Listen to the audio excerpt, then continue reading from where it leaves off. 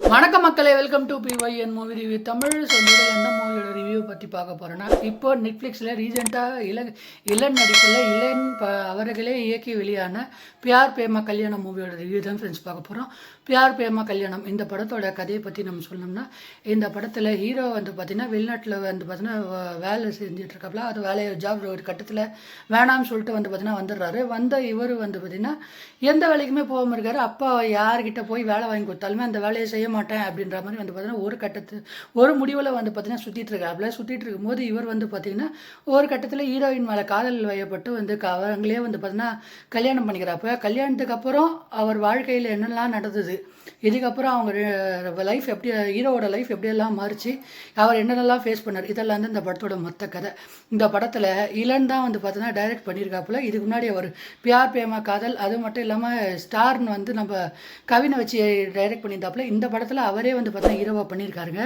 இதில் ஹீரோவாக இளன் வந்து பார்த்தீங்கன்னா அவர் எடுத்த டைரக்டராக வந்து அவர் கொண்டு வந்த சீன்ஸ் எல்லாமே ரொம்பவே வந்து பார்த்தீங்கன்னா நல்லா இருந்தது. குறிப்பாக சில வசனங்கள், அதாவது என்னென்னா, ராதிகா சரத்குமார் ஒரு கட்டத்தில் சொல்லுவாங்க, பெண் பிள்ளையை ஒருத்தன் பெற்றுட்டான்னா அவன் வந்து எல்லாத்துக்கும் பொண்ணை பெற்றவங்க வந்து நம்ம எப்பயுமே அவன் பொண்ணு நம்மளை விட்டு போகுதுன்ற நினைப்பில் தான் இருப்பாங்க. ஆண் பிள்ளையை பெற்றவங்க யாருமே வந்து பார்த்திங்கன்னா பையனை தன்னை விட்டு போகணுன்றது எதிர்பார்க்க மாட்டாங்கன்ற மாதிரி ஒரு டைலாக் வச்சுருப்பாங்க. அது ரொம்ப கரெக்டு. அந்த டைலாக் வந்து பார்த்திங்கன்னா ரொம்ப சூப்பராக இந்த படத்தில் சிங்க் ஆகிருக்கு அப்படின்னே வந்து பார்த்திங்கன்னா நான் சொல்லுவேன். குறிப்பாக இந்த படத்தில் ஹீரோயினுக்கு கான்ஃப்ளிக்ட் வந்து பார்த்திங்கன்னா ஒரு கட்டத்தில் வரும்போது வந்து என்ன நடக்கும்னா, இது கரெக்டாக அந்த முதல் சீக்வன்ஸோடு சிங்க் பண்ணி ஒரு சீன் பண்ணியிருப்பாங்க. இதை நான் என்னன்னு இது பற்றி மேலோட்டமாக சொல்லி நான் ஸ்பாய்லர் பண்ண விரும்பலை. அதனால் வந்து பார்த்தீங்கன்னா நீங்கள் இதை படத்தை பார்த்தே வந்து பார்த்தீங்கன்னா நீங்கள் தெரிஞ்சுக்கோங்க. இதை தவிர்த்து இன்னொரு டைலாக் இளங்கோ குமரவேல் சூப்பராக பண்ணியிருப்பார். அவர் என்னன்னா, ஒரு ஆண் வந்து பொம்பளை வேலைக்கு போகலன்னா அவன் ஒரு மேல் ஈகோஸ்ட்டு அப்படின்ற மாதிரி வந்து பார்த்தீங்கன்னா சொல்கிறீங்களே, இதுவே வந்து பார்த்திங்கன்னா ஒரு பொண்ணு ஆம்பளை வந்து பார்த்தீங்கன்னா வீட்டில் வேலைக்கு போக வேண்டாம், நீ வந்து ஹவுஸ் ஹஸ்பண்டாகவே இருன்னு சொல்கிறவங்கள என்னத்தை சொல்கிறதுன்ற மாதிரி இளங்கோ குமரவேல் சொல்லியிருப்பார். அதுவும் வந்து பார்த்திங்கன்னா ரொம்ப சூப்பராக வந்து பார்த்திங்கன்னா இருக்குது. இதை தவிர்த்து MS பாஸ்கர் அவர் தான் இளனுக்கு வந்து பார்த்திங்கன்னா அப்பாவை பண்ணியிருப்பாரு. கீதா கைலாசம் அவங்க வந்து அம்மாவாக பண்ணியிருப்பாங்க. இதுவும் வந்து பார்த்திங்கன்னா ரெண்டு பேரோட காம்போ வந்து பார்த்திங்கன்னா ரொம்ப நல்லா இருந்தது. இதை தவிர்த்து யோகி பாபு ஆகட்டும், அதே நேரத்தில் செந்தில் அவர் சூப்பராக வந்து பார்த்திங்கன்னா பண்ணியிருந்தாப்புல. அவர் கொடுத்த ரோலை அவர் சூப்பராக வந்து பார்த்தீங்கன்னா பண்ணியிருந்தார். இதை தவிர்த்து மாறன் ஆகட்டும், இளங்கோ குமாரவேல் ஆகட்டும், இவங்க ராதிகா சரத்குமார் அவங்க தான் இந்த படத்தில் வந்து பார்த்தீங்கன்னா ஒரு கீ ரோல். குறிப்பாக வந்து பார்த்தீங்கன்னா அவங்க மருமக வந்து ஹவுஸ் ஹஸ்பண்டாக வீட்டுக்கே வந்துடுறான் இல்லையா, அவனை வேலை வாங்குறதெல்லாம் ஒரு ஹவுஸ் ஹஸ்பண்டாக இருந்தால் என்னென்ன வேலை செய்யணும் அப்படின்ற மாதிரி வந்து பார்த்தீங்கன்னா ஒரு விஷயத்தை வந்து பார்த்தீங்கன்னா இளன் இந்த படத்தில் காட்டியிருக்காரு. அதை வந்து பார்த்தீங்கன்னா ராதிகா சரத்குமாரை வச்சு எக்ஸிக்யூட் பண்ண விதம் வந்து பார்த்தீங்கன்னா ரொம்ப நல்லாவே வந்து பார்த்தீங்கன்னா இருந்தது. இதுக்கடுத்து அந்த மாப்பிள்ளை சாங், இதில் நம்ம மியூசிக் யாருன்னா நம்ம இவன் தான் பண்ணியிருக்காங்களே. இதை மாப்பிள்ளை சாங் ஆகட்டும், அதே நேரத்தில் அந்த அட்ராசிட்டி சாங் ஆகட்டும், ரெண்டுமே வந்து பார்த்தீங்கன்னா ரொம்ப சூப்பராக இருந்தது.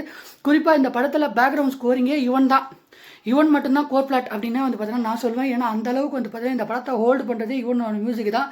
அது மட்டும் இல்லாமல் இந்த படத்தில் இருக்கிற கேரக்டர்ஸ் எல்லாருமே வந்து பார்த்திங்கன்னா நிறைய பேர் பண்ணியிருந்தாங்க, ஆனால் நல்லாவே பண்ணியிருந்தாங்க. குறிப்பாக வந்து பார்த்திங்கன்னா இன்னும் பல ஆர்டிஸ்ட் வந்து பார்த்திங்கன்னா இதில் ஒர்க் பண்ணியிருக்காங்க. அவங்க எல்லாருமே வந்து பார்த்திங்கன்னா அவங்க கொடுத்த ரோலை அவங்க சூப்பராக வந்து பார்த்திங்கன்னா செஞ்சுருக்காங்க. குறிப்பாக அந்த ஃபாரினில் ஒரு கேரக்டர் ஆகட்டும், அவங்களோட இளனோட ஃப்ரெண்டாக ஒரு கேரக்டர் வரும், அதுவாகட்டும், எல்லாருமே வந்து பார்த்திங்கன்னா ரொம்ப நல்லா வந்து பார்த்திங்கன்னா பண்ணியிருந்தாங்க. படத்தில் என்ன பிரச்சனைனா, படத்தை வந்து இவங்க சொல்லி வந்து ஒரு கன்வே பண்ணி ஒரு வித்தியாசமான கதையை இவங்க கிடைத்த கதையை கொண்டு போய் கடைசியாக கொஞ்சம் கிளம்சி பண்ணி வந்து பார்த்தீங்கன்னா லாஸ்ட்டாக வந்து பார்த்தீங்கன்னா முடிச்சிருக்காங்க. அதுதான் இந்த படத்தில் கொஞ்சம் பிரச்சனை. அங்கங்கே டைலாக் வச்சா கூட அங்கே ஹவுஸ் ஹஸ்பண்ட் வந்து பார்த்தீங்கன்னா கரெக்டுன்ற மாதிரி டைலாக் வச்சுருக்காங்க. சில இடத்துல ஹவுஸ் ஹஸ்பண்ட் தப்புன்ற மாதிரி ஒரு டைலாக் வச்சுருக்காங்க. இவங்க என்ன கன்வே பண்ண வராங்க அப்படின்றது பார்த்தீங்கன்னா சரியாக சொல்லாமே வந்து பார்த்தீங்கன்னா இந்த படத்தை முடிச்சிட்டாங்க. அதுதான் இந்த படத்தில் இருக்கிற பெரிய பிரச்சனை. ஓவராலாக இந்த படத்துக்கு நான் 5க்கு 3.8 ஸ்டார் ரேட்டிங் தருவேன். என்னை பொறுத்தவரை ஒரு டீசெண்டான ஒரு வாட்ச் தான் இந்த படம் இப்போ வந்து பார்த்தீங்கன்னா நெட்ஃப்ளிக்ஸ்லேயே அவைலபிளாக இருக்குது. இந்த ரிவ்யூ வச்சு நம்ம மறக்காம லைக் பண்ணி, ஷேர் பண்ணி, சப்ஸ்கிரைப் பண்ணி ஃப்ரெண்ட்ஸ். நெக்ஸ்ட் வீடியோவில் பார்க்கலாம்.